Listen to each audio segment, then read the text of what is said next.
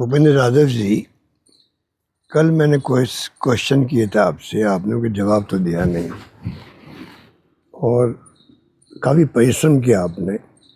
करीब 1 दर्जन ज़्यादा मीडिया वालों को बुला के आपने इंटरव्यू दिए। 6 पेज का आपका प्रेस नोट आपके मित्र राजेंद्र राठौड़ ने यहाँ पर जारी किया। इसकी जरूरत क्या थी?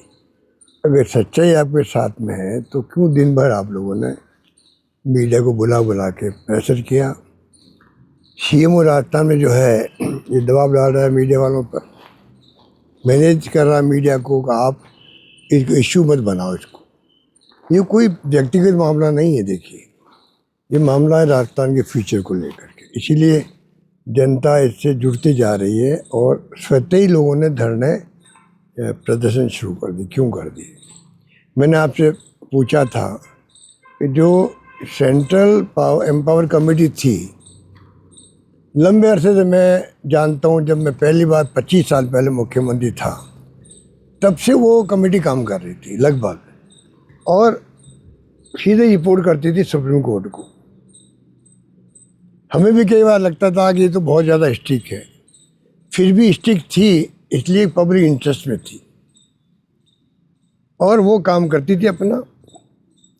अगर वो आप उसको समाप्त नहीं करते, आपने समाप्त करके उसी नाम से कमेटी बना दी अपने मंत्रालय के अधीन।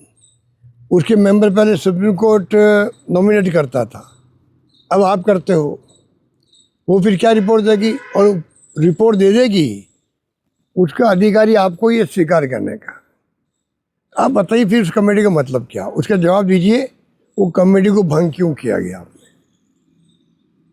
दूसरा जो है, आपने 3 दिन में ही 24, 25, 26 जून को जो प्रोटेक्टेड एरिया था शीर्षका के अंदर, उसको आपने 3 दिन में ही राजस्थान वाइल्ड लाइफ बोर्ड, केंद्र के टाइगर से संबंधित जो कमेटी है, अथॉरिटी है, और तीसरा जो केंद्रीय वाइल्ड लाइफ बोर्ड है, केंद्रीय वाइल्ड लाइफ बोर्ड ने भी 3 दिन में पूरी फॉर्मेलिटी करके सुप्रीम कोर्ट में रिपोर्ट पेश कर दी।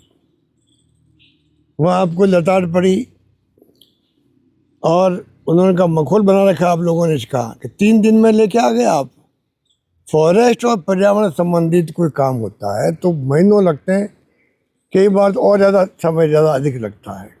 आपने 3 दिन में फैसला कर दिया, उस पर आपको आपके ऊपर डाउट होता है। आप रहने वाले भी राजस्थान, जिस सहिष्का में ये आपने 3 दिन में जो कृत्य किया है, जिसकी आलोचना सब जगह हो रही है, आपके खुद के क्षेत्र में हो रही है, क्या आपको उसका आभास नहीं है?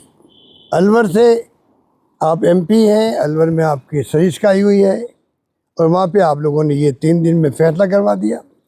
बहुत आलोचना उसकी हो रही है और सहिष्का भी अरावली का पार्ट है। क्या आपको इस बात की जानकारी नहीं है? ये क्यों किया आपने 3 दिन के अंदर? इसका जवाब आपने नहीं दिया अभी तक।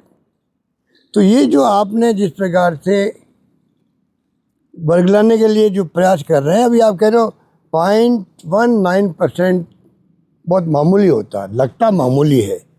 अगर आपने जो कहा है 1,44,000 वर्ग किलोमीटर में एरिया है, और मान लीजिए आपकी बात मान लेते हैं कि 0.19% जो है क्षेत्र में माइनिंग होगी, पता है उसमें कितना एरिया जाएगा?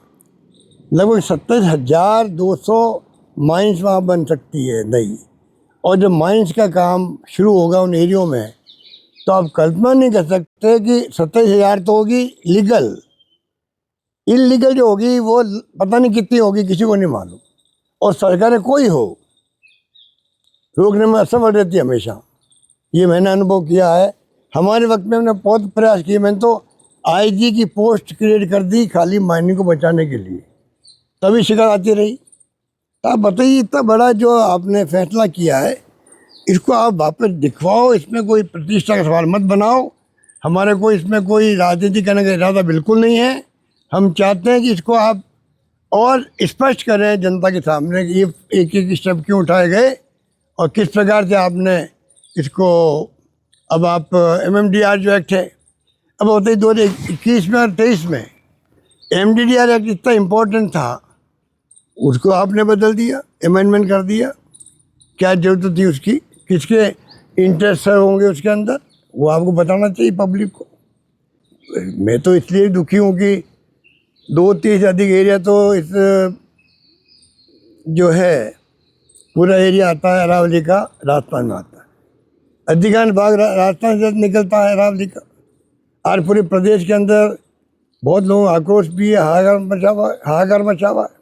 तो कृपा करके आप देखो किस प्रकार से आप जो ये 90% निशानों में ले लिया आपने, 90% कुछ नहीं होगा, बच जाएगी। ये खाली आपका ये भ्रमित करने वाले बयान आ रहे हैं, इससे कोई तुक नहीं है, ये मेरा मानना है।